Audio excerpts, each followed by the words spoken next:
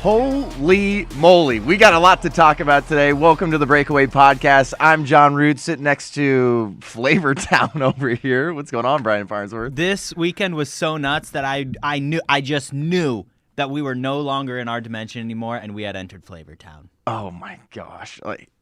We have to just dive right in. But you know how we tell you, here's what you can expect for the show. You're going to get a lot of NFL today. That's what you can expect. Oh, yeah. Best divisional round ever. We got a little John Stockton news, also a little Australian Open. We're going to sprinkle in a little Salt Bay, some other stuff, but football just needs to be talked about for a good hour. Yeah. That's it. I think I'm just going to go off. I went off on my Instagram story last night. I've gone off on this for almost a decade now. Change the dang overtime rules. Especially for the playoffs. Oh, gosh. This is ridiculous that we have to watch one of the greatest games we've ever seen in the playoffs, and Josh Allen does not get a chance to rebuttal. That's it. The NFL overtime rules right now, you luckily win or lose a coin toss. There is no skill involved in a coin toss. Don't talk to me about tails never fails or all this junk. Because tails failed last night. Exactly.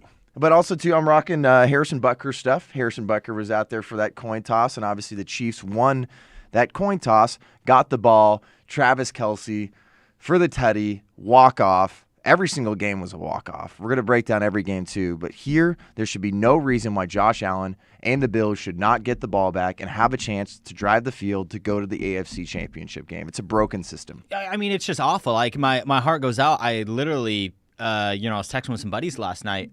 We felt sick for Josh Allen because exactly he has played as perfect as you humanly could at quarterback over the last 2 games. He has 9 touchdowns against 0 interceptions. That is the first time in NFL playoff history that a quarterback has thrown 9 touchdowns and 0 interceptions over a 2-game span. That is absolutely insane numbers. And it turns out the MVP of the game was George Washington. Because he must have been on that quarter that they flipped, and now they have their own coins they flip. But seriously, the best player of the game, of a game that featured legendary performances from Patrick Mahomes and my mind just went blank. It's way Josh too early in the morning. And Josh Allen, it was the coin. It's all right. I'm brain dead too after watching 4 great games like that. But I need more caffeine. Everybody just thinks are you guys just going to complain? Just like everything if we're on TPUSA Live or you got any sort of sports commentator, political commentator, are you just going to complain or are you going to give us some sort of solution? I think there's an easy solution to this. Solution-based content. Yes. We're not just going to yell at you this morning, all right? This is what we do. It's as simple as give the other team the ball. I think probably the percentage of the other team scoring a touchdown is very slim. Yeah. I'd have to think. Obviously, I don't have the specific numbers here because we haven't seen it. We haven't seen it all. Yep. So give the other team the ball. And then after that team, if they're able to score a touchdown themselves, then you go to sudden death. That's it. Yeah. I like that. So at least you could say both teams got a chance. And then you just move forward. And then what NFL overtime would still give an advantage. So it's like, okay, cool, you won the coin toss. You still have an advantage because you would still be the first one to move into sudden death. Exactly. So what, you got is it a 10-minute overtime? It's 10 minutes, right? I think it's 5. No. It's definitely 10. Not 5. NFL Is it overtime. A whole 15? I don't think it's a whole 15. I don't think it's a whole 15. I think it's 10 minutes. It's 10 minutes. So it is 10 minutes on the clock. So that's what 5 minutes. What the hell am I talking about? It's been a heck of a morning for you. I'll tell you what. Yeah, off to a rough start. Well, it's 10 minutes, so you think when the other team gets the ball, I mean, that's going to take another big chunk. Yeah. So from there, you'd have to figure out, well, what happens if time expires? I think there should be an untimed overtime. That's how I've felt for a little while now. Untimed overtime. Yes, similar to college. Let whoever won the coin toss get the ball. You can score a touchdown, kick a field goal, not do anything. The other team gets the ball. Obviously, have a chance if the other team didn't score at all, kick a field goal, you win the game. But if you go touchdown, sudden death, back and forth. I think it should go as long as that. If it ends up being, another hour that we watch football, whatever, win the game. Because that's what I think with the playoffs here, that's how it should be. In regular season, sure, you can keep the same rules and you can have a tie or something. But here, we definitely need to re-examine overtime rules. Well, and wasn't it I want to say the Chiefs lost, I think, in 2019. Chiefs lost to the Patriots in the AFC Championship game in a very similar situation.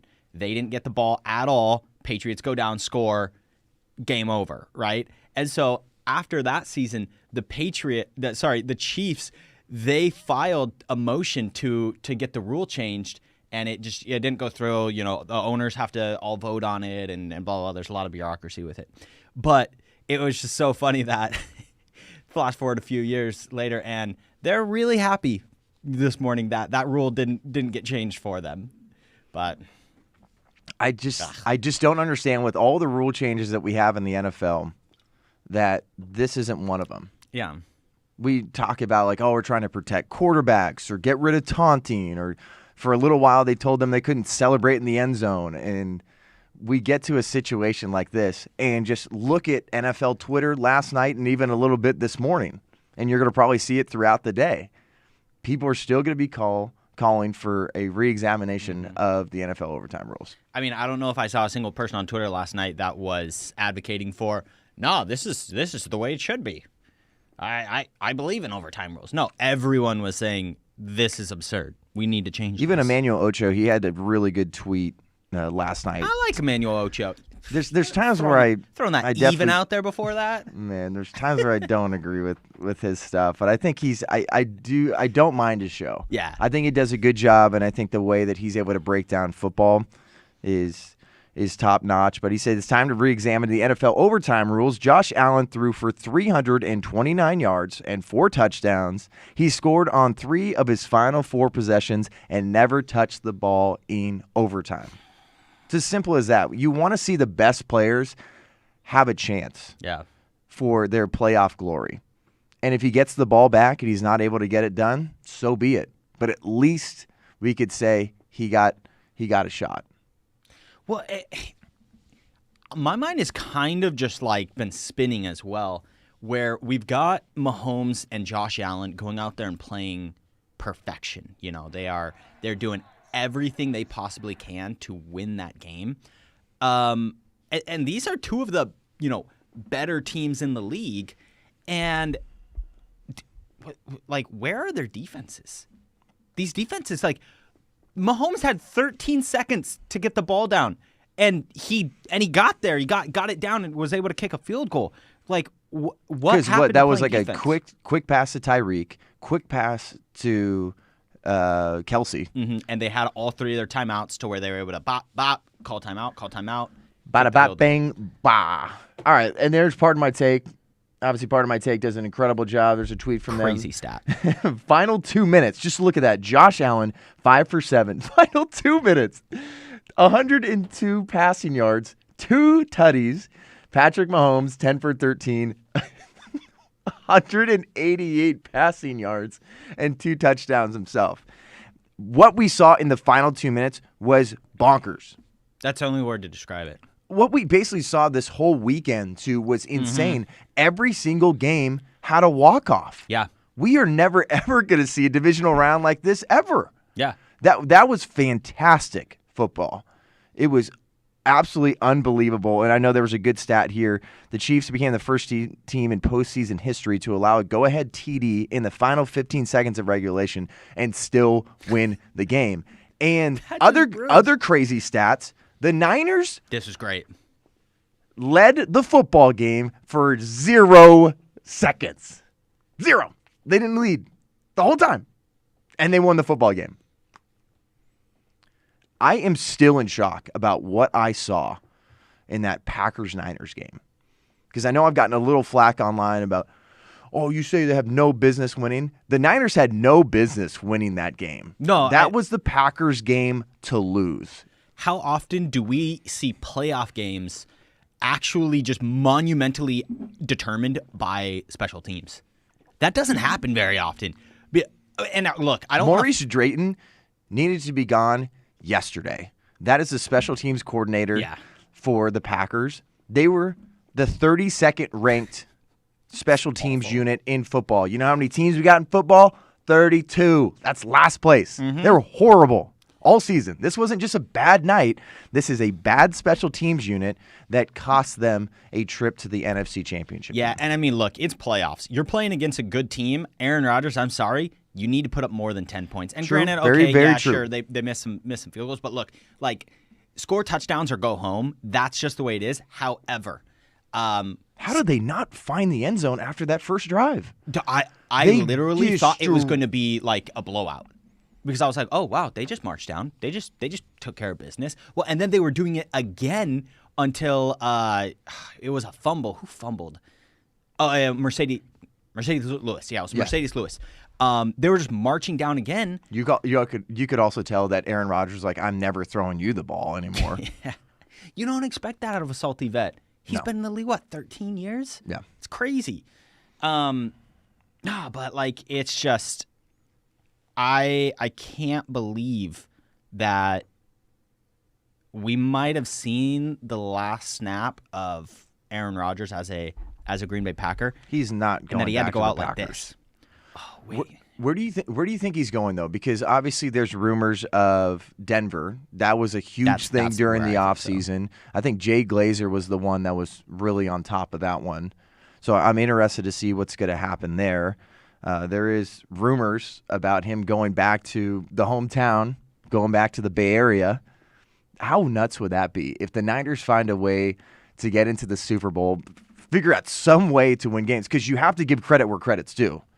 For this specific game here, where their special teams unit, they stepped up. So when you have a special teams unit that's bad, they still found a way to plow through the middle of that. Also, before we get into Aaron Rodgers, where he's going, special teams. I punted in college. John's area of expertise. Yes. Obviously, this is a huge part of football. It's a third of the game.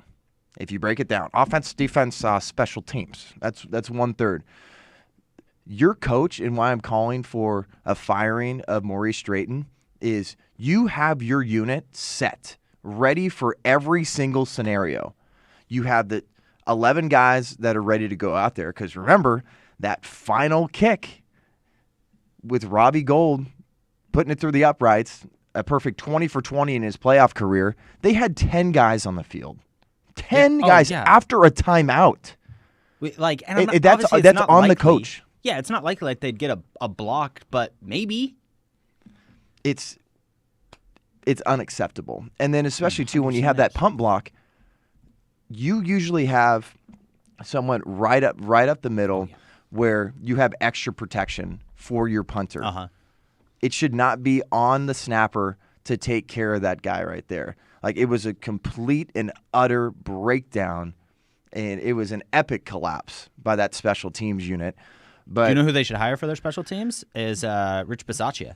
Yes, because he was working with special teams over in Las Vegas before he got made interim head coach, and he did a great job as head coach too. I don't think he's going to be the head coach going into this next season. I think honestly, Harbaugh is probably going to end up taking that over. But for everybody watching, we got this up on the screen here talking about Aaron Rodgers since winning the Super Bowl. And then for everybody listening, we're going to break this down for you. Look at this. Since 2012, took an L in the NFC divisional round. 13, lost in the divisional round. 14, lost in the wild card. 15, lost in the NFC Championship game. 2016, lost in the divisional. 17, lost in the NFC Championship game. And then we have a 2-year stretch here. 2020, lost in the NFC Championship game. Yeah, 2021, 2 years that cost Mike McCarthy his job. Oh, my gosh. Another L in the NFC Championship game, and then took an L here in the divisional round. What a frustrating 10 years. Mm-hmm. I mean, look, obviously the most tortured NFL franchise is Buffalo. I mean, nothing compares to the 4 straight Super Bowl losses. Nothing. That might be the most frustrating run of any sports team in American history. But that must be the second most frustrating, because look, they're going to the playoffs as much as the Tom Brady teams of the 2010s, but they just play. I mean, it kind of, I don't know. Maybe I'm not, because I'm not a cheesehead. I'm not a Packers fan. I hadn't really realized until now they play some absolutely awful ball in the playoffs. I mean, just terrible. I remember. Do you remember I want to say it was 2014. It was whatever year the Patriots beat the Seahawks in the Super Bowl. The NFC Championship game to get there. Or maybe it was the divisional round. Russell Wilson threw 4 interceptions in the first half, and the Seahawks still came back to win that game. I mean, how are the Packers this cursed? I think that was Super Bowl 49. So that was Seahawks, Patriots, 2015. Okay, so it's 2015 playoffs. Goodness gracious. With something here, too, this absolutely tarnishes his legacy. If you want to be known as one of the greatest quarterbacks of all time, he always will. Because he's going to win. He's going to win the MVP this year, rightfully so. Bring it up to 4. No matter what Hub or Kush says. Did you see what he tweeted out? No. He basically tweeted out a congratulations to Robbie Gould. He's like one of the best kickers out there. Which is true. Yeah, he's like, Robbie Gould is one of the classiest guys in the NFL. Happy for you, buddy. Hope you finally get that ring. What a backhanded tweet, dude. He's a bum. He's a bum. No, but okay, yeah. So obviously the so many sports journalists out there are leftists because they go to college, get indoctrinated. I don't need to go down that road, but so they're all these sports journalists. They're all leftists, and so of course they were just waiting to pounce on Rodgers when he loses. However, there were a couple that made me laugh, and I think my favorite one was because obviously we remember when Rodgers, speaking to the media, they asked if he was vaccinated, and he said, "I'm immunized." So danced around with definitions of words and whatnot, semantics, and so I saw a meme that was Rodgers at the podium, and they asked so did the Packers win this game? And it's Rodgers responding saying, yes, we never trailed in regulation. And I was like, I died at that because I was like, man, even though it's like somebody who's just pouncing on the moment, I was like, that's some high level memery, dude. There were some great tweets. Obviously, there were some people on the left that were just foaming and at the mouth. So annoying about it. It was extremely annoying, and I have some questions for you. I'd love answers for, because I think there's an interesting compare and contrast here when we look at Aaron Rodgers compared to maybe a LeBron. So when it comes to certain side of the aisle. Another good tweet was from Cousin Sal. He's on Fox Sports Bet, usually on there with Clay Travis. This was so funny. I guess Aaron Rodgers decided to boycott the Super Bowl after all. Some of these were just cheeky, backhanded, but that was really funny. And then you have you know who? Wait. Do you know who? Why he's called Cousin Sal, right? You know who he's cousins to? Who's his cousin? Jimmy Kimmel. Is he really? Yeah, that's where the whole Cousin Sal thing comes from. I never knew that, actually. He was involved back in the Man Show that had yeah. I don't know. If we're talking about canceling people, cancel culture sucks. Yeah. For sure. But, man, you go back and see some of those videos from the Man Show, it's like, oh, boy. Crazy. It would almost be like having Tropic Thunder at this point now. Could you imagine Tropic Thunder coming out in 2022? Oh, man. What do you mean, you people? What do you mean, you people? What was it? What was the energy drink called? Like Booty Sweat or something? Oh my! I think it was. I'm gonna look that up. Oh my gosh! The Tropic Thunder is just an all-time great comedy, and I feel like it's kind of gone because there's a lot of 2022 Al Pacino's Booty Sweat energy drink. I mean, Tom Cruise probably deserves an Oscar for his role in it. Matthew McConaughey playing the agent in it. I mean, this was such a star-studded cast of dudes who clearly were just like, yo, let's just all get together to make a movie we just want to laugh about. And then I know we're going off a little bit of a tangent here, but we had this conversation, I think I had with a few other contributors this last week when we were getting ready for TPUSA Live. Just like, these guys loved this movie. Tom Cruise said, I want to be a fat guy. I want to be this fat agent. That's what With a comb over. Oh, it is terrible. But there's guys in the back too. Once again, too, they do a great job. Can we give a shout out to the producers back there? Yes.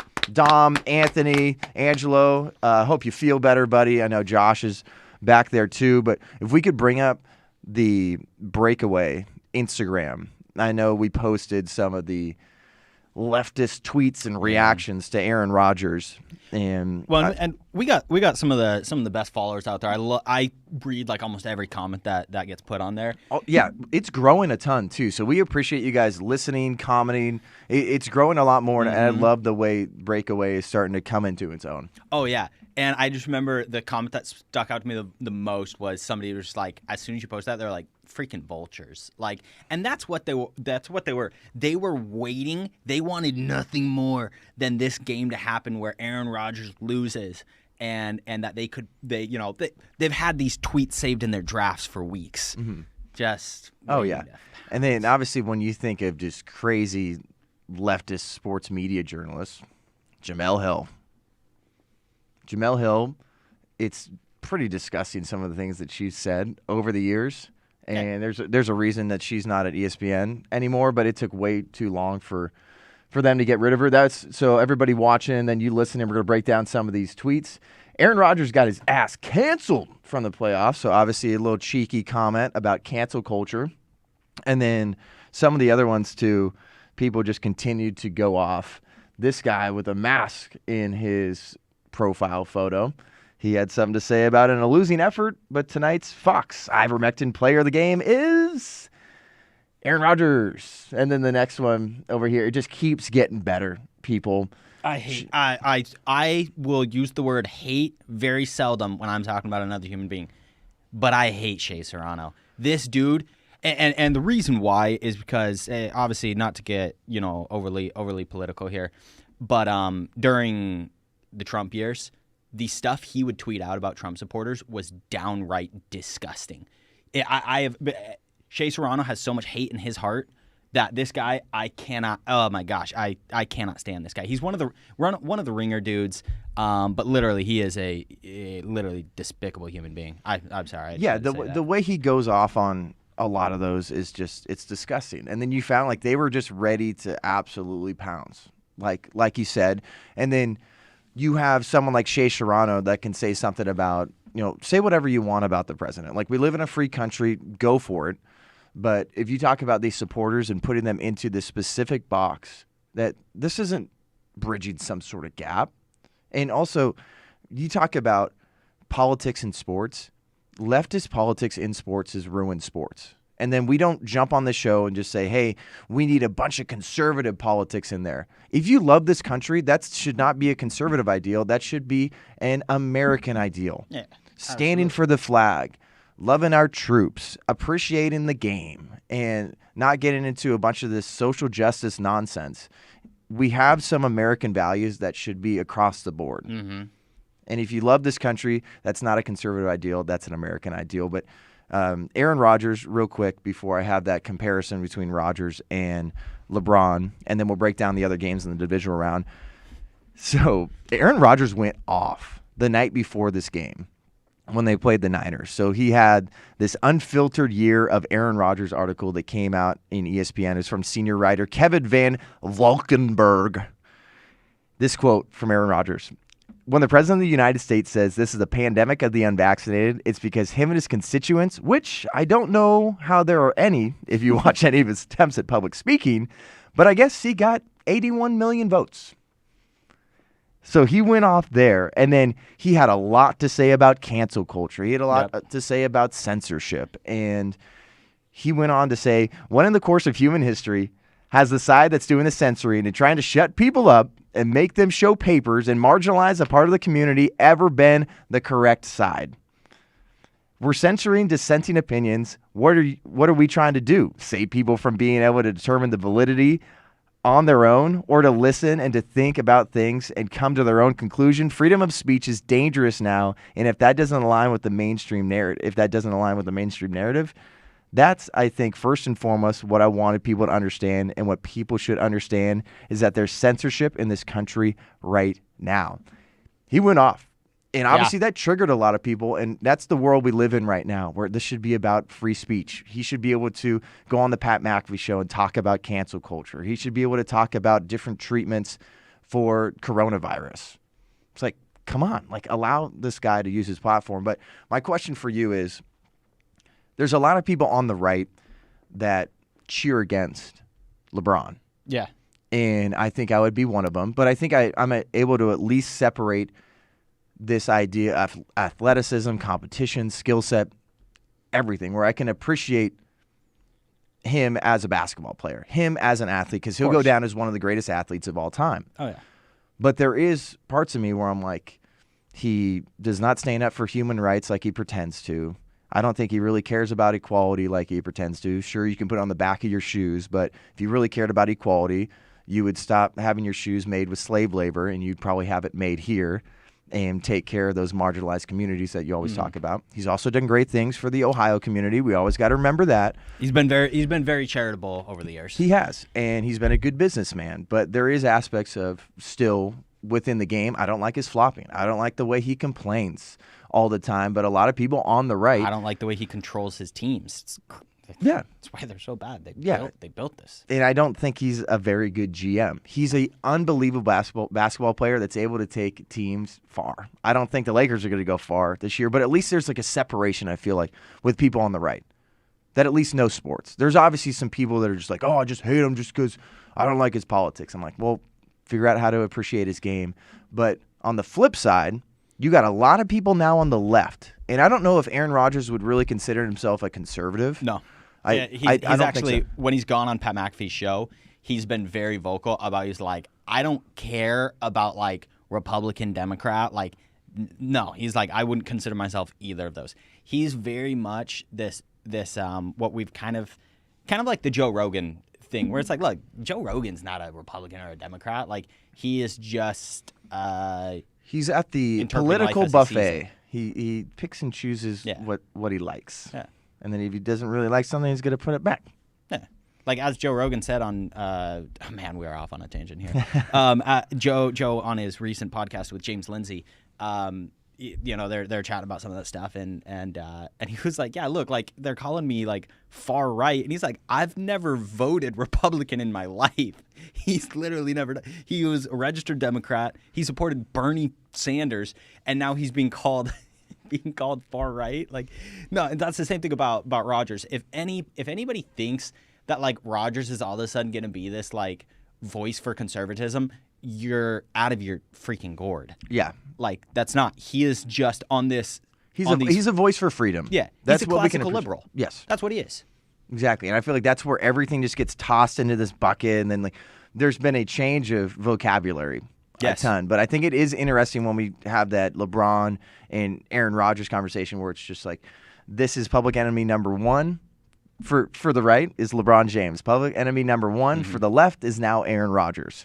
Yeah. And it's so interesting to me how triggered some people get. Yeah. And then obviously me too. Like, there's times for sure I get caught up in it where I want to see LeBron lose. But at least once again, I feel like there is this respect factor for his game and his longevity and everything that I'm able to separate it, that I think is. But, I've wanted to see LeBron lose in the playoffs since 2011, so, I don't Frank I don't think Frank it Vogel has too much to do with politics. It's more just the fact of I go, screw LeBron, dude. Freaking whiner. Frank Vogel's gone, too. And also, once again, any team that has Russell Westbrook on it is not going to win an NBA championship. Okay. No. I agree. However, I think I said this last week even. I'm kind of sick of Russell is so bad right now. But, I do always just want to say, look. Right now? I remember those games back in, 2013, 2014 when he was a bucket. He was a certified bucket.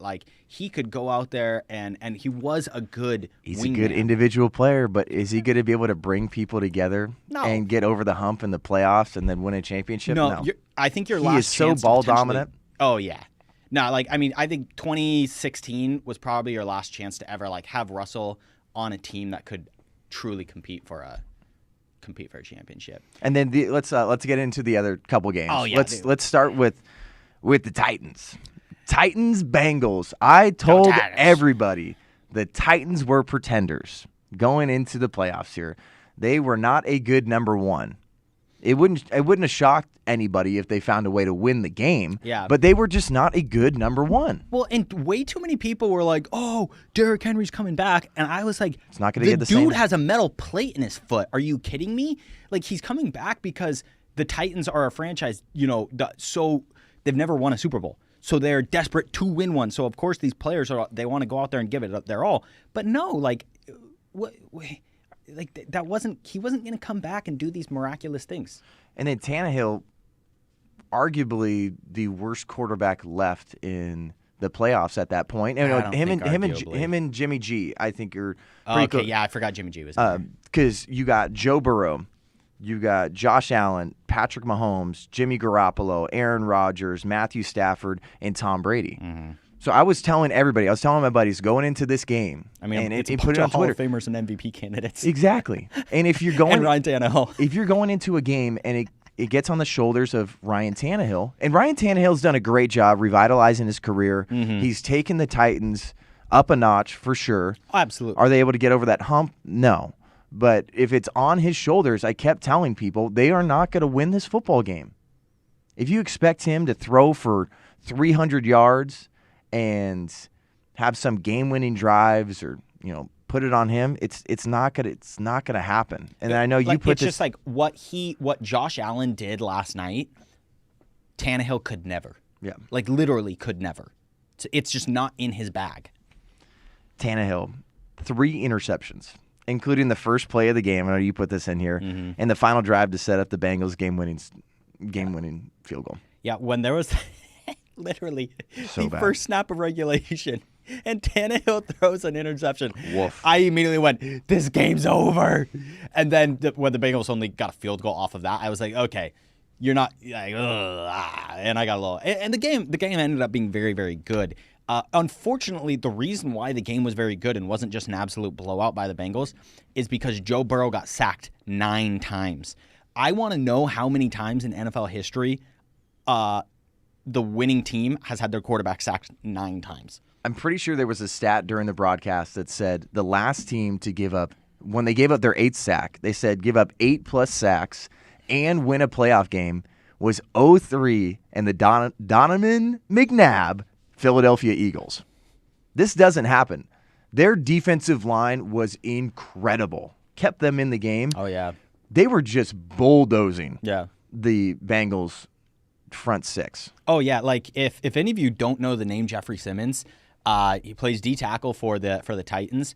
If he was on like a bigger market team, like that dude would be a household name. Yep. He is an absolute freak, a complete monster. And just it's such a game wrecker. Not quite on Aaron Donald's level, but like I would put him on like DeForest Buckner level. And a lot more people know Buckner, but that's because he played for the 49ers for years. You should all know who Jeffrey Simmons is because the guy's, jeez. Also, Joe Burrow and Jamar Chase connection just continues to look so spicy and so nice. Good. It's incredible. Yeah. It reminds me of the Marvin Harrison, Peyton Manning days. It does. It's actually a pretty apt comparison. Yeah, because a lot of people forget about that. So I think we try to educate our viewers here. So when we talk about John Morant, we go to the NBA conversation and try to bring it back to some of the older players like Derrick Rose, when he was coming up, like once again, like go watch those old highlights. What you're seeing from John Morant, it is so similar to what we saw from Derrick Rose. Well, I mean, speaking of Marvin Harrison and Rose, I know you did. You watched the Rose Bowl a couple weeks ago. Did you see Marvin Harrison's son in that game? He had like 2 touchdowns. How crazy is that? That like we're sitting here reminiscing over, oh man, Peyton Manning, Marvin Harrison, and Marvin Harrison's son is a wide receiver at the Ohio State. And isn't just like, like you remember like Michael Jordan's sons like played basketball. One of them played for like UCF, and it's just like wasn't that good. It's awesome when like a legend has a son who also is clear like this dude's good, like good. And so I mean we're only a few years out of basically Marvin Harrison Jr. Playing in the NFL, and how crazy. Well, the even crazier thing, I hope he ends up on the same NFL team as Archie Manning. Archie had a nice little visitor at his basketball game the other night, too. I didn't see. Who was it? Nick Saban. Also, this was, I don't remember what outlet posted it, but I'm watching this highlight tape. And it's like, oh, this is cool. Nick Saban's there, and it's a smaller gym, and Archie Manning's going to be playing some basketball. So I'm expecting like a pretty cool highlight tape. It was so garbage. He's bad at basketball? It was like, no, he's fine at basketball, but it's not like anything. You're so used to this house of highlights or stay balling and everything, like Dunkademics. The Zion high school videos that and went this viral. is just like Archie just barely playing above the rim, just kind of tipped one in. They had like a short corner shot and then like passed the ball one time. And it's like, all right, Nick Saban's here. That's cool. But this basketball highlight is so whack. I was like, so this was an absolute waste of my time. But I'm going to be disgusted if Alabama gets Archie Manning. That's just not fair. Oh, man. Well, I think Nick Saban should probably focus more on his recruiting than what he has to say about voting rights, but that's all I have to say. The best part about the Bengals game, though, was the news that came out of what Evan McPherson had to say. Oh, wait, yeah. Pull this tweet up, boys. It's so good. Because Evan McPherson, he kicked at Florida. Yeah. And if you remember the viral video of a kicker at Florida kicking it up to like the second story and taking off the top of the, I think, Gatorade bottle or something. So he's a rookie, but man, he looked like a wily vet. And the kind of confidence that he had was absolutely incredible. So the tweet that we have here is, I think this one's from Ari Mayrov. So this one here, I know there was news that came out that Evan McPherson was just like, I got this. Yeah, no. So and Joe Burrow even talked about it post game, and so we have it straight out of the horse's mouth of, Joe Burrow said that when they're over on the sideline and it's okay, prepping to go out there and kick. So Evan McPherson kind of stretched, kind of took a little practice kick, and then looked over to the bench and said, looks like we're going to the Afc Championship game, and runs out there to absolutely just nail a 52-yard game winner in an open-air stadium. Like, yep. I mean, that's not an easy kick. You know what much better than I. And that is confidence. Yeah, because he went 4 for 4 that game. Like, he is the reason that they won that football game. Yeah. He went 4 for 4 plus that game winner. That's why every once in a while you draft a kicker. Yes, that's exactly what the Bengals tweeted out, too. That's why you draft a kicker. And I know that tweet didn't say it, but he told the backup quarterback for the Bengals this. And so the backup quarterback is Brandon Allen. What a boss. What an absolute beast. And that's what you see now. It's like a lot of these come down to special teams. Look at the Green Bay Packers throughout this entire season. Mason Crosby probably put on the worst performance, or one of the worst performances we've ever seen in NFL history throughout the season. 2 years of bad kicking now. And that's where it's like, this stuff is unacceptable. Yeah. If you want to win a championship, you want to go far in the playoffs, you can't just say, well, our defense is pretty good and we got the MVP at quarterback, and then hopefully like our special teams just doesn't screw up too much. Mm-hmm. That's the reason they lost the game. Like, once again, too, obviously some of it's on Aaron Rodgers' shoulders. You got to be able to score touchdowns. But it's a huge part of the game, and it's the reason that you want people like Robbie Gould on your team, too. The dude's 20 for 20. And I know we put this on our social media as well. He was doing warm-up kicks during introductions during that Packers-Niners game. And then also Mason Crosby should have been doing the same thing. For real. And then when they played the Cowboys, this is also 2 road wins in a row for the Niners. And that is unbelievably impressive. And this is what we put out there. So Robbie Gould is an absolute savage. This is him at AT&T Stadium. He's got the Dallas Cowboys cheerleaders left and right, and then there's the introductions for the Packers. Lambeau. What a beast. Yeah. So if you can focus during times like that, obviously you want to send your kicker out there and get it done. All right, final game of this insane divisional round. We are never, ever going to see something like this again. there was 4 divisional games, obviously. They were decided by a combined 15 points total. And it's so funny coming from that wild card weekend where there were so many blowouts. Oh, yeah. So that average margin of victory was 3.8 points per game, the lowest average margin of victory in NFL playoff history in a round with at least 4 games. That's crazy. So Bucks, Rams, absolute shootout. And once again, I am so glad people are able to see how talented and how gritty and how good Matthew Stafford is. He's been so good. He's just been stuck in Detroit. That's it. And everyone's like, well, he finally got his playoff win. What'd you expect from him in Detroit? They didn't build around him at all, and he made a lot out of a little there. But finally, he's got OBJ, looks like his old self. Cooper Kupp's going off for 300 million yards and taking them to the NFC Championship game. I think he had almost 200 yards receiving. I think he ended with 183 yards or something. And they have Cam Akers looks pretty darn good. Sony Michel's been a good compliment as well. The Rams are nice. And I know it probably hurts you to see an NFC West NFC Championship game. But I liked it. I told people before, I was like, it'd be kind of cool to maybe see Jimmy G and then Tom Brady, but it's just not as good as that NFC West matchup that we have here because there's been a lot of good games. Yeah, it's good rivalry. Well, the funniest part though is you as a Falcons fan can speak to this. The Rams actually for a hot second looked like they were trying to do their best impression of the Falcons. They were up 27-3. It's not exactly 28-3, but the Rams were up 27-3 on Tom Brady and still almost choked it away.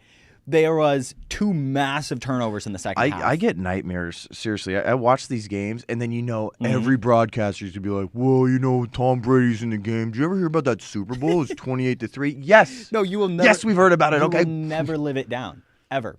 But yeah, I mean, there was the miscue with the snap that Matt Stafford was back in shotgun, and something was off in the obviously because you're playing in Tampa, so it's going to be loud there. So they're playing with probably a silent snap count, and somehow the center got off, or Matt Stafford was off, and snaps it, goes flying right past Matt Stafford. Bucks recover, score a touchdown.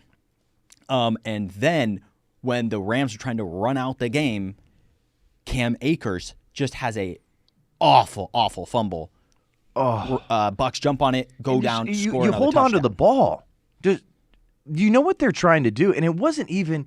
It was a defender kind of just reaching over, just trying to tackle. It wasn't even a big punch. No, put both arms around that and absolutely secure it. So at that point, you really have one job. That's it. Protect the ball.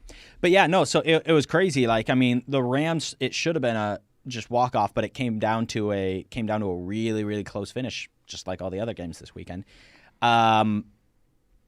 The interesting question, though, so obviously Bill Simmons, if any of y'all don't know who Bill Simmons is, been living under a rock sports-wise.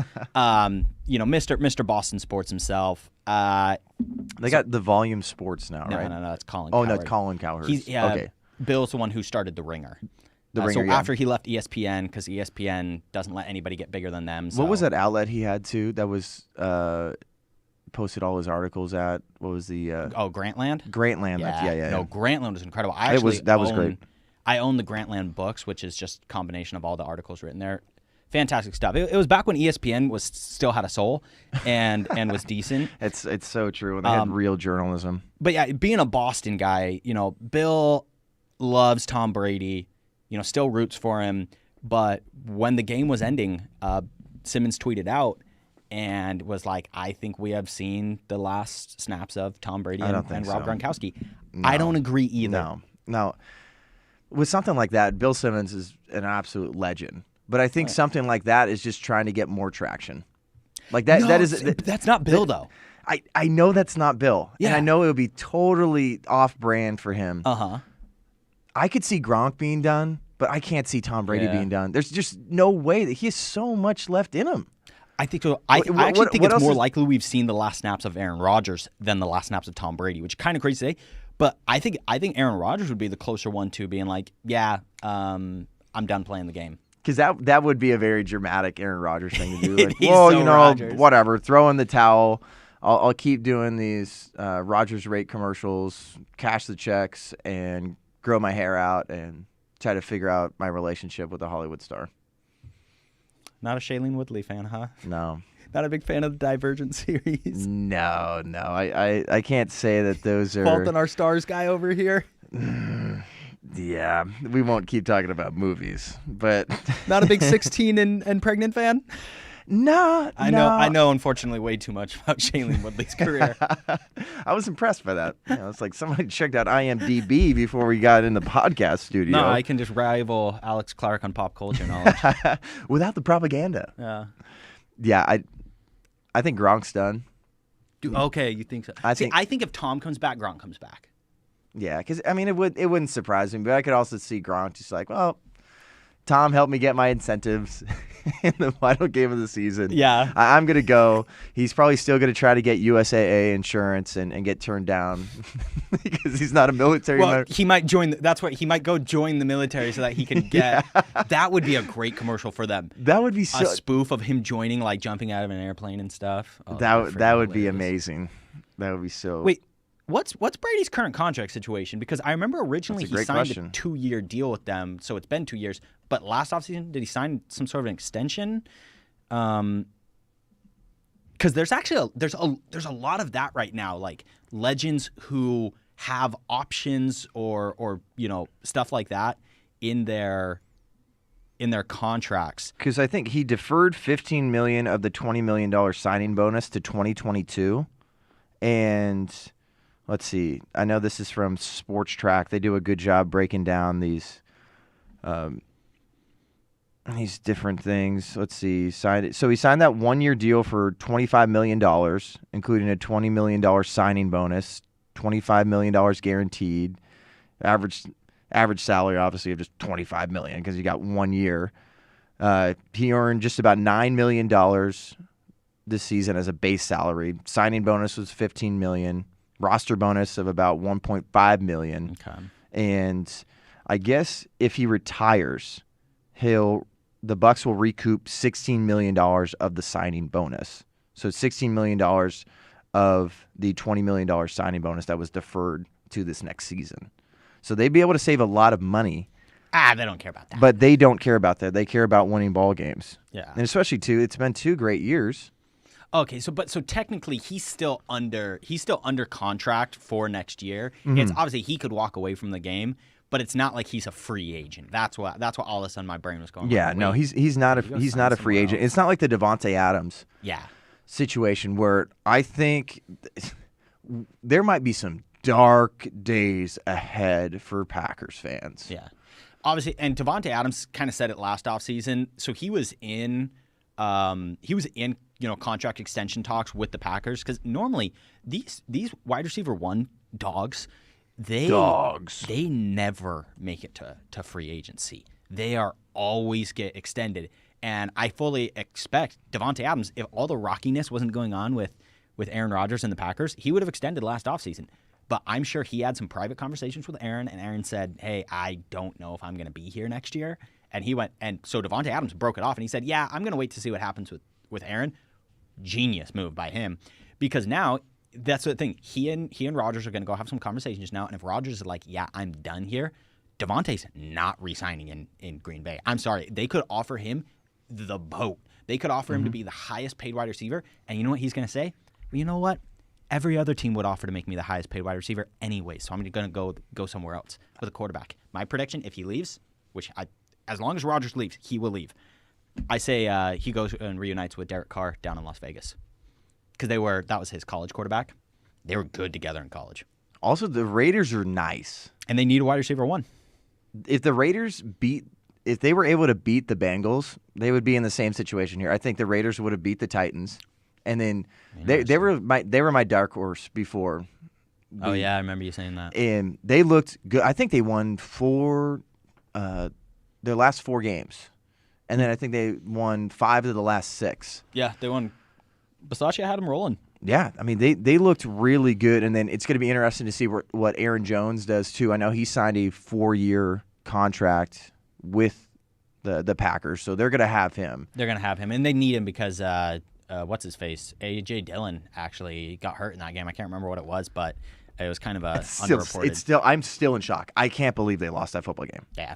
Also, do you see what AB tweeted about the Bucs losing? This was fantastic. Man, the guy that says, "Oh, you journalists, you about that drama." No, bro, stop.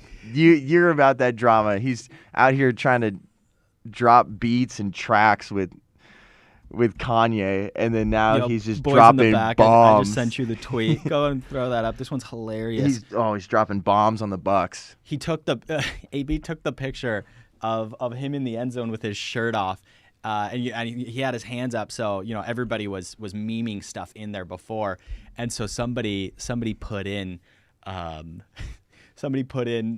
white square as if he's holding a sign, and it says Bucs eliminated, and AB freaking retweeted it. He's about that drama, absolutely. Good Lord, man. This guy. So right now, I'm going to look at my bracket here. So I was perfect in the wild card weekend, but I think you and I had all the same picks for the divisional round. I think we did, because I had Bengals and Chiefs, and then I had Bucs Packers. Yep, same. So NFC. Our bracket, both our bracket, because you were perfect, and I was only off on the Rams Cardinals game, so we were looking great. We were looking so smart, but you know who we should have listened to more? It's Joe Fan.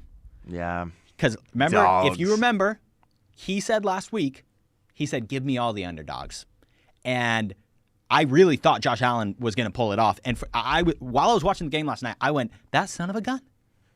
Joe told us. Joe Fan from WinBet, we had him on, like Brian was saying. He's a host and ambassador for WinBet there. He used to be a team reporter for the Seahawks and the Niners. That guy knows his stuff. Oh, yeah. And I really hope we're able to get him back on a few more times before this NFL season ends. But it's a gutsy call, but he was absolutely right. He makes his money. And it's so funny, too. He's like, I'm not telling you how to spend your money, but this is how I'm going to spend my money. And honestly, dude, I did pretty well with my bets this weekend. Your Packers one was. But oof, man, that was but tough. the Packers one, oh man, that was tough. So here's my Super Bowl challenge.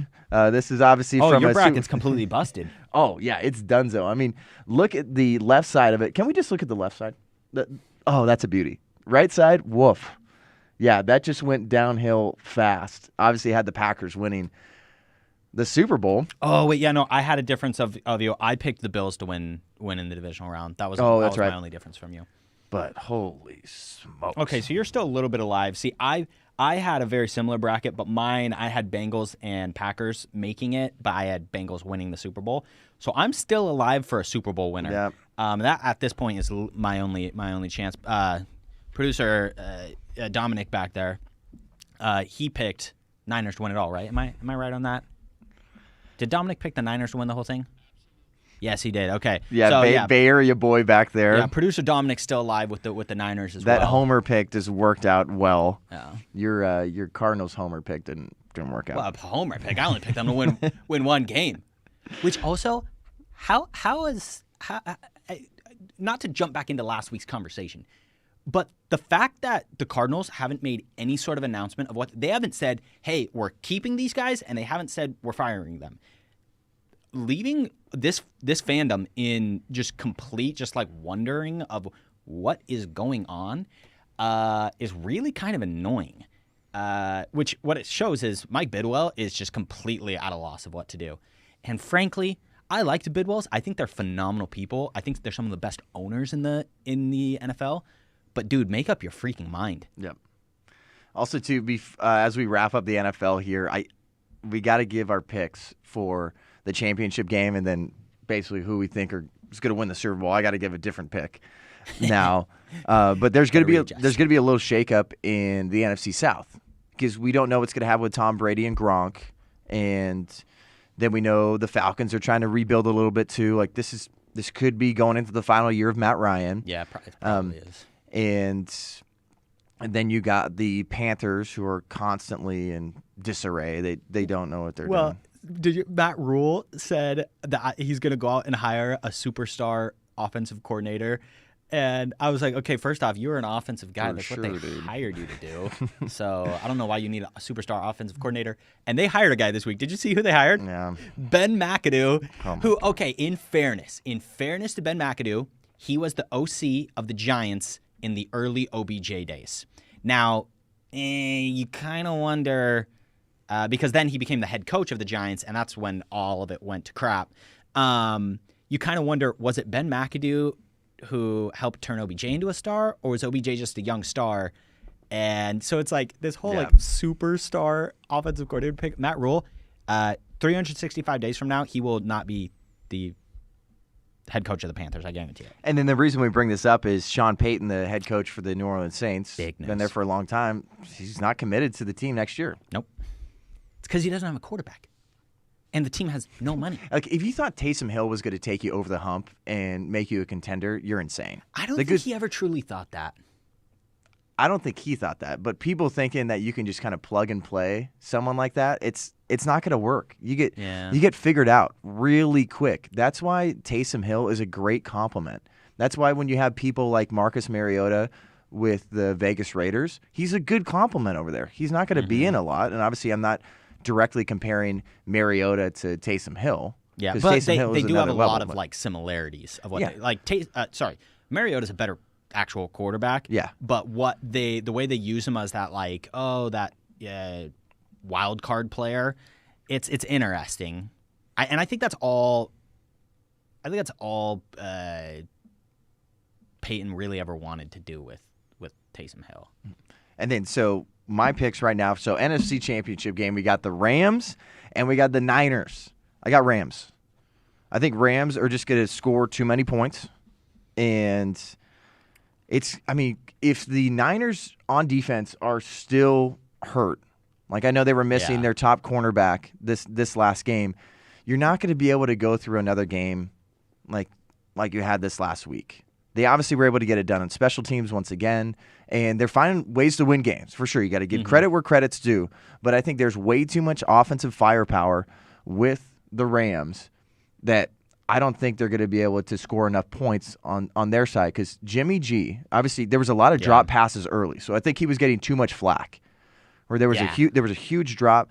Brandon Ayuk that probably should have been a fumble, in my opinion, and wasn't called a fumble. And then George Kittle over the middle as well. But they've had a great little matchup, too, throughout the season. So I know they played Week 10, and the Niners won 31-10. Mm-hmm. And then they saw each other again in Week 18. And if you remember that was a great way to end the season because that was an overtime game. And the Niners won again, and they won in overtime 27-24. Well, and remember, at one point in that game, the Niners were down 20. Yes. And so that's where I kind of get, look, if it was just like, hey, Niners beat the Rams both times this season, they're going to play them again, I would kind of lean towards immediately just going like, oh, well, they have their number. Sean McVay doesn't know how to deal with this defense. It's the fact that they were down 20 that gives me some pause. However, I disagree. I'm putting my money on the Niners. Ooh. Go Dominic. Producer Dom is just like jumping up and down. He's so stoked back there. No, I'm gonna go Niners. I totally hear you on the fact of Jimmy G will not offensively be able to keep up with Matt Stafford. That's a fact. What I think though is that the O-line is good enough in San Francisco that they will be able to hold off the pass, which is a very good pass rush. Von Miller and Aaron Donald are just going nuts. I think they'll be able to hold those guys off enough for San Francisco to play their game, which is run the ball, passes over the middle, and get yards after the catch. That's what they want to do. I think they'll do it. Yeah, I think Elijah Mitchell's he's got to have a big game. Yeah. He's got to be able to do his thing. And Kyle Shanahan, don't get conservative if you're up.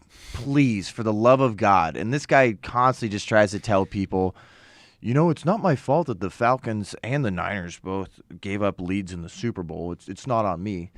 Bro, it's on you. Don't be conservative. If they go up, just put a foot on their neck and go for it. If not you, then who? For real. And then for the AFC Championship game, man, this is a spicy matchup. I love this matchup here. Joey B Mr. Cigar, the man, against Patty Mahomes and the Chiefs.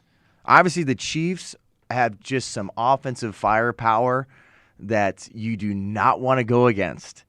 But the Bengals have constantly found a way to win ball games. Oh, yeah. Joe Burrow's got confidence. Obviously, Evan McPherson, he throw him out there to kick a 75-yard game winner. He'll tell you they're going to the Super Bowl before he kicks it. It's a fun matchup. But I am going to go Chiefs. Wow, that's funny. So we are going on the opposite ends. You've got Rams, Chiefs. I've got Bengals, Niners. They played. Look, I did not want the Bengals to have to see the Chiefs in the playoffs. I didn't, because they played on January 2nd. They played this year, this calendar year. They have played, and obviously we all know how that game went. Absolute smoke show of a game. Joe Burrow in that game went 30 for 39. For 446 yards, 4 touchdowns, and 0 interceptions. He was Joe Cool. He was that man. And as we remember, that was the game that Jamar Chase won everybody their fantasy championships with 11 receptions, 266 yards, and 3 touchdowns. Look, here's what I saw last night. This and January 2nd of Bengals Chiefs. This Chiefs defense is not very good. And what they are really bad against is keeping off elite quarterbacks from just torching them up. I think we're going to see it again. I think the Bengals, even if they lose, Could be another shootout. I think it's going to be a complete shootout. They were talking about that before this divisional round game. I can't remember the reporter for NFL Network, but he was talking about the defensive strategy for the Chiefs. Mm-hmm. They said, we are going to give up bombs, but we are going to try to attack them at the line, and if we're going to lose on bombs, that's how we're going to lose. Yeah. And I think they're willing to do it. Just like we trust our defensive line enough to create some sort of pressure that there's not going to be enough separation for the wide receivers, them to throw bombs down the field. But it's going to be I don't know what the over-under for that game is, but a minute ago. Just like everybody should have just absolutely pounded the over for the Rams-Bucks and should have pounded the over for Bills-Chiefs. You got to go again. I know I'm going to pull up FanDuel. Yeah. Well, and what's really scaring me, what's terrifying me is over/under for that game's 53.5. Chiefs Bengals. Oh, dude, hammer that. Yes, 100%. No doubt about that. But that's each team has to put up 26. So this game's going to be in the 30s. So you got Bengals Niners. Yep. And then you're going to keep going Bengals. Super Bowl champions then. Bengals. Yeah. I would take Bengals over Niners too if that's the matchup. Yeah. And then for me, Niners did beat the Bengals earlier in the season though. Yes. It's a good matchup. I think if it's going to end up being the Rams and the Chiefs, I honestly don't know. I can't make that call yet. Because that's going to be another absolute shootout. I'm interested to see. I'm not going to make the call yet. I'm going to wait to see what happens. I know it's kind of lame. Is if it is Rams Chiefs, and we'll obviously talk about this next week if that's the case, but the Rams actually have a defense that could stop the Chiefs. You've got Jalen Ramsey, you've got Aaron Donald, Eric Weddle came out of retirement, which he had a helmet to helmet hit, and I remember people were tweeting out like the rules. Big Cat tweeted out, he's like the rules have changed, Weddle. Like when he was still playing, I wasn't as penalized. Yeah. Oh, yeah. But so, man, what a divisional round. And then I hope the NFC... We'll be talking about this one for years. Yeah, I hope the NFC and the AFC Championship game lives up to the hype, too. I think it will. I think it will. This is going to be a lot of fun. But before we head on out, so we got a few other pieces of news for you. I know this was a very football-heavy because it should be. It was a historic weekend for football. And I also love that games, where like the final game was at like 3:30 Pacific. Yeah, that was great. That was so nice. I went to downtown Scottsdale, went to Boondocks. I love that spot. Oh, that is a fun place. If you're ever visiting Phoenix, Scottsdale, go out there. All right, John Stockton. I know we posted something on our Instagram, posted a reel about John Stockton, what he had to say on a podcast recently about Kyrie Irving. Yeah. And talking about how, people should be able to decide for themselves. He's very much on the side of Kyrie Irving, and I thought it was fantastic. And you got to remember that John Stockton went to Gonzaga. He is one of 2 players to have his jersey retired at Gonzaga. One of the greatest Bulldogs of all time. One of the greatest NBA players of all time leader in steals and assists. Obviously wasn't able to get a championship with the Jazz, but he is one of the most famous alumni for Gonzaga, and he just got his season tickets revoked. Just insanity. Because he refused to wear a mask at games. So that news came out. That was from Theo Lawson. Shared that via spokesman.com. And it is absolutely insane. I know this is what we posted. Also, if you're listening or watching, wherever it may be, make sure you follow us on Instagram at TPUSA Breakaway.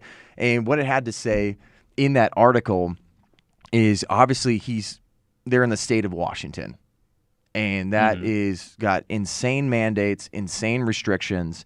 And this was a little snippet from that article. Basically, it came down to his conversation with the athletic director at Gonzaga. They were asking me to wear a mask to games, and being a public figure, someone a little bit more visible, I stuck out in the crowd a little bit. And therefore, they received complaints and felt like from whatever the higher-ups, those weren't being discussed. But from whatever it was higher up, they were going to have to either ask me to wear a mask or they were going to suspend my tickets. And obviously what they did was just suspend his tickets. Stupid. This is the world that we live in right now with your most prominent alumni. Obviously, people don't want to be like, oh, there's some sort of like elite privilege, and then John Stockton doesn't have to wear a mask. None of you should have to wear a mask. The CDC came out and said what we've known ever since the Fauci emails came out, cloth masks don't work. And then if you're going to continue to be sheep and watch your Gonzaga Bulldogs, who are one of the best basketball teams in the country, you should just be able to decide for yourself. Yeah. Go for it. But a mask mandate still now in January 2022, wake up, people. John Stockton's not the problem. Novak Djokovic is not the problem. Mm-hmm. Tyler Bertuzzi isn't the problem. Kyrie Irving, Aaron Rodgers, these people aren't the problem. And if you think higher-ups at Gonzaga or people in government or these medical experts really care about you, do you think that Mark Cuban really cares about people too? I know he just came out with his own like prescription drug thing, and like luckily he's making that more affordable, but the guy just made a boatload of money off Pfizer over this last year, and he tried to tell Cole Beasley that if he got vaccinated, he would give him and his wife some Pfizer stock. And it's just like, do you understand what's happening, people? And he's also went against Governor Greg Abbott's vaccine mandate. So Governor Greg Abbott in Texas said, no, like this isn't going to happen, but he was forcing his employees to get vaccinated. Don't think that these higher-ups or these people in power care about health and wellness. They don't. So when you see people like John Stockton, you don't have to agree with everything that he says, but you can at least appreciate this stance for freedom. Yeah. Yeah, I mean, elite privilege is a real thing, but only if you got the right politics. Exactly. And then one other piece of news, too. I know we were talking about Novak Djokovic. I think that is one of the best little things I saw on Twitter about the Australian Open and that whole situation. You heard about Novak Djokovic, about how he came to Australia. He got an exemption from the federal government over there. And then once he landed, you had the prime minister that said, no, that's not going to happen. Got put into detention. They took away his visa. They were able to go through a legal process to let him out. And then that's when the prime minister put his foot down again and said, you're getting deported. Heard that he's probably not able to come back to Australia within the next 3 years. But a thing that I saw come out of the Australian Open, which I haven't watched, I enjoyed tennis a lot. I don't know if you watch tennis at all. I played tennis a lot when I was younger. I think it's one of the most amazing sports out there. And more of a pickleball guy myself. Pickleball's fun. I feel like that's when you know you're like if you're got like a wife and kids, you know, I'm going to go play pickleball at the club. That's when you know you've really made it. Yeah. But there was news that came out that said there was actually some people wearing "Where is Peng Shui" T-shirts, and so that's the T-shirt that was being worn at the Australian Open, and Australian Open officials came out and said that's not going to fly with us. You cannot wear these. You cannot make a political stance. How is that a political stance? This is not about politics. This is about a missing tennis player that's one of the best female tennis players in the entire world. She's not at the Australian Open. She obviously called out a CCP government official, accusing him of sexual assault. And then we did not know that she was okay. We still, to this day, I know there was a little video that surfaced, her and Yao Ming, which is interesting too, because Yao Ming just invited Enes Kanter Freedom to go out to China and go on some social justice human rights tour. But Yao Ming just blocked Enes Kanter Freedom after Enes Kanter Freedom said okay to it. So go to Enes Kanter Freedom's Instagram, go to his Twitter, and he's sharing a bunch of that. But it's, once again, the CCP being protected.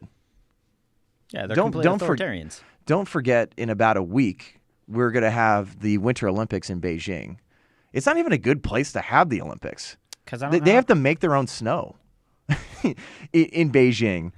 And then I know there was more news that came out. I know there was a great tweet from a reporter at the Australian Open. They said in 2019 they were looking at the water bottles, and the water was being imported from China.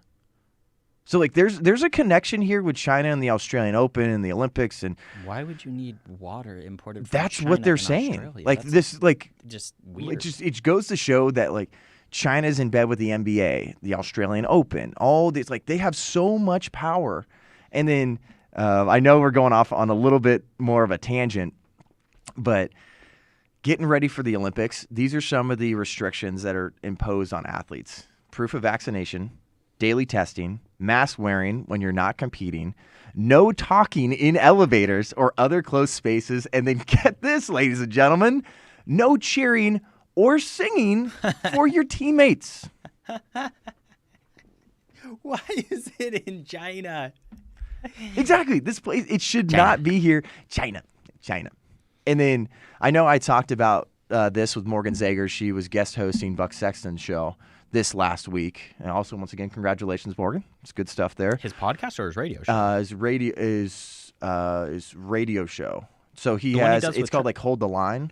I think on First Watch. Not the one he does with not with Clay Travis. Clay Travis, okay. Gotcha. No. That would have been big time. Dang, that's Rush's time slot. So Morgan, good job, Morgan. But even still. But Yang Shu is the Deputy Director General for Beijing's 2022 International Relations Department. He warned that Olympians who violate the Olympic spirit will be punished by Chinese authorities. So our athletes right now, if they go out, how vague is that?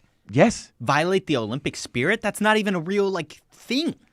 It's not tangible. Who doesn't tangible. hold the Olympic spirit, the true Olympic spirit? Beijing. And that's a great call back there. So producer Anthony, they basically have sexual assaulted the Olympic spirit. Woof. Woof. But I mean, these are harsh times. Yeah, no. And there's absolutely no reason we should be there. They lied about COVID. Yeah. They are basically, from what it seems like, holding one of the top women's tennis players hostage right now. They are covering up genocide. Uh-huh. And they're not being held accountable for anything. And they're communists. Yes. I'm sorry. I'm a red-blooded American. They're communists. How are we just and actually, these Winter Olympics are extremely unpopular in the United States. I don't even think for deep conservatives like you and I. This is something Jack Posobiec was sharing out via his Telegram. Visa is not sponsoring the CCP Olympics per the Wall Street Journal. Coca-Cola is only running Olympic ads in China. So, I mean, absolute cowards. Coca-Cola, we know that, which sucks because I love Coke. P&G, Procter & Gamble, has shown no signs of advertising the 2022 Olympics either.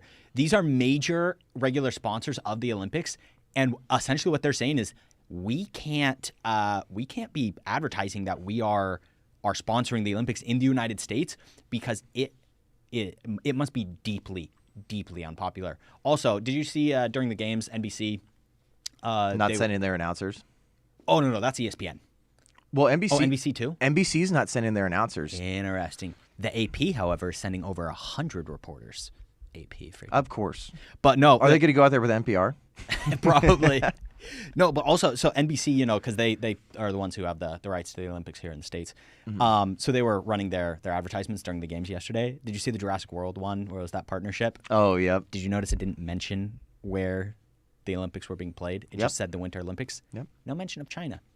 That is actually, guys, that's a good thing. That obviously it's not where we want it to be, but no, what I'm saying is it's a good thing of it gives a litmus test to your everyday American.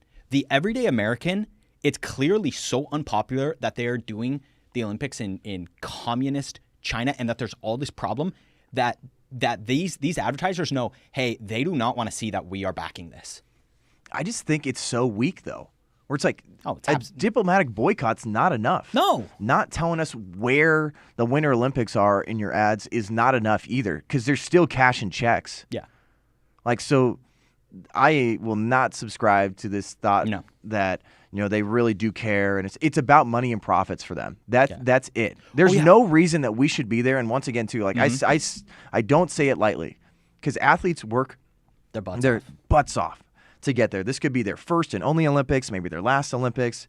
They're maybe trying to add to their trophy case, whatever it may be. It's Shaun White's last run like that. Oh man, that kills me. We shouldn't be there, because we also too there's delegations from several countries, including the United States, Britain, Japan, and Australia. They're telling their athletes, do not bring your personal mobile devices because there could be spying from the CCP. They're telling athletes to buy burner phones. This is where we're at here, and we're putting athletes in danger. I just hope to God that everything is okay over there, because if you violate the Olympic spirit, and there's the arbiters of what violating the Olympic spirit is, are they going to be okay? Is it going to be another Peng Shui situation? If, heaven forbid, something goes really haywire, is President Biden and the administration going to be able to step up and get that athlete or athletes out of harm's way? No shot. As an athlete, I would be terrified. And that's what the CCP does a good job, too. It's like they get you scared out of your mind. Right now, we are the weakest we have been in a long time in this country. Mm-hmm. And when it comes to foreign affairs, other countries do not respect us. The CCP does not respect us at all. So I really hope that our athletes are okay. Oh, yeah. I hope they do well. But I would tell every single athlete, shut your mouth. And I know that's not normally what we tell people here. It's like, do not comply. But out here, it's just... Because we're talking about them opening their mouths on American soil. Yes. Not in communist China. You're not going to be okay. And then plus, there's a boycott of, you don't have our delegates out there. No. You don't... So... Normally, the people that you might have out there, like government officials, to maybe protect you, they're not going to be there. So, don't forget that either. Mm-hmm. And I know for us, we're probably going to cover the Olympics a little bit in this show. I'm not really going to watch. There's maybe going to be bits and pieces, because obviously we have a sports show, so we got to keep you updated with sports, because there still is aspects of we don't like what's going on in the NFL at times, the NBA, everything, but we're not going to give up sports. We're not going to completely boycott. I understand people that are cutting the cord in a lot of different situations, but we're going to keep you updated about what's going on there, because there's going to be more news. I'm not watching the Australian Open, but we're going to keep you updated about what's going on with the Peng Shui situation. Yeah. And then what's going on with marketing and advertising and what other players are saying. So it is an absolutely insane world that we live in. And once again, to Laura Ingram, her tweet was great. What a world we live in, that Georgia can't get the MLB All-Star Game, but the CCP can get the Olympics. But as we wrap this up, obviously had to go off on some tangents, but man, we got some great football coming up this next weekend. Can't wait. Don't forget to follow us on social media at TPUSA Breakaway. We share some great content every single day. And speaking of good content, sat down with Taryn Gregson, former reporter for the PGA Tour. She Complete rock star. Absolutely amazing woman. Good woman of God, too, and someone that you really look up to in the media space, in the faith space. And I talked to her about the situation of being let go because she didn't want to get vaccinated. The PGA Tour had their vaccine mandate, and it's similar to an Allison Williams situation because she's pregnant. Mm-hmm. And she's going to be a mom of two. And we are so excited for, and I'm glad that we have a space here at Breakaway to share these stories. Yeah. Because a lot of people are flocking to our social media a little bit more, and then we're garnering a little bit more buzz and attention. They're like, wow, this is great that we have an outlet to talk about this stuff, whether you're a former media member, player, coach, whatever it may be, or just a sports fan. You're hearing conversations that you don't hear anywhere else. And Taryn has got a fantastic story. She's really optimistic. She started her own podcast as well. And we're on Rumble there. So it's a little too spicy for YouTube. And we talk about censorship. Aaron Rodgers has talked about that. That is on Rumble. So that's one place where you can watch that. And then we're also on Apple and Spotify. Please review, subscribe, like, do all that stuff, because that helps us move up in the charts and it helps more people see this great content that we're giving you every single week. Yep. Brian Farnsworth, final words. Just wanted to say, Taryn Gregson's podcast is called Faithful Freedom. So yeah, same thing for that. Go subscribe. Go subscribe and like that. Leave a review on her podcast. That's her podcast is called Faithful Freedom. Our podcast with episode with her is called No Jab, No Job. Bunch of fire content. Crazy world. You definitely all want to see it. Yeah, and then please continue to follow us, comment on our stuff. Let us know what more content do you want from us, because it's growing, baby. 2022 is going to be a massive year, and we're so glad that you guys are here. Have a fantastic week. Thanks for tuning in. We'll see you guys soon. Peace.